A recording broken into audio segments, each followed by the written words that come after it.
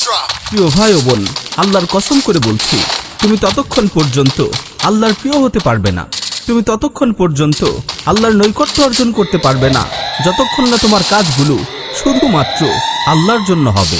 এবং তুমি তোমার প্রবৃত্তির বিরুদ্ধে লড়াই করবে, বিপদের মুহূর্তে ধৈর্য ধারণ করবে, এবং তুমি তোমার নিজেকে আল্লাহর সন্তুষ্টির পথে পরিচালিত করবে।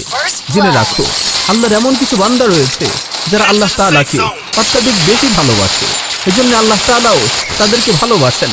তারা আল্লাহর সাক্ষাৎ লাভে ধন্য হতে চায়, এজন্য আল্লাহ তাআলাও তাদের সাথে সাক্ষাৎ করতে চান।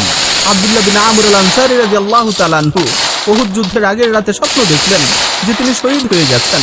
অতঃপর তিনি তার স্ত্রী সন্তানদের লক্ষ্য করে কল্যাণের ওসিয়ত করলেন। তার স্ত্রী তাকে জড়িয়ে ধরে মায়াবরা কণ্ঠে জিজ্ঞেস করলেন, আইনাল মুলতাকা ইয়া আবা জাবের, সে জাবেরের পিতা, আমাদের পরবর্তী সাক্ষাৎ কোথায় হচ্ছে? ক্বালা আল মুলতাকাল জান্নাহ। তিনি জবাব দিলেন, হে আমার প্রিয়তমা স্ত্রী, তুমি দুঃখ করো না, জান্নাতে গিয়েই আমরা পরবর্তী সাক্ষাৎ করবো ইনশাআল্লাহ। অতঃপর তিনি শাহাদাতের তামান্না নিয়ে ঘর থেকে বেরিয়ে গেলেন। উহুদের ময়দানে যুদ্ধ করতে করতে তিনি শাহাদাত বরণ করলেন। তার শাহাদাতের পর তার ছেলে জাবের রাদিয়াল্লাহু তাআলা আনহুকে একটু চিন্তিত দেখা যাচ্ছিল।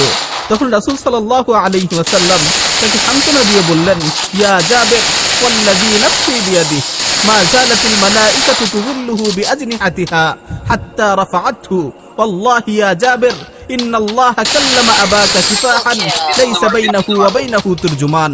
হে জাবের, ওই সত্তার শপথ করে বলছি যার হাতে আমি মুহাম্মদের জীবন, তোমার বাবাকে ফেরেশতারা তাদের ডানার ছায়ায় আচ্ছাদিত করে আসমানে তুলে নিয়ে গেছে। হে জাবের, আল্লাহর কসম করে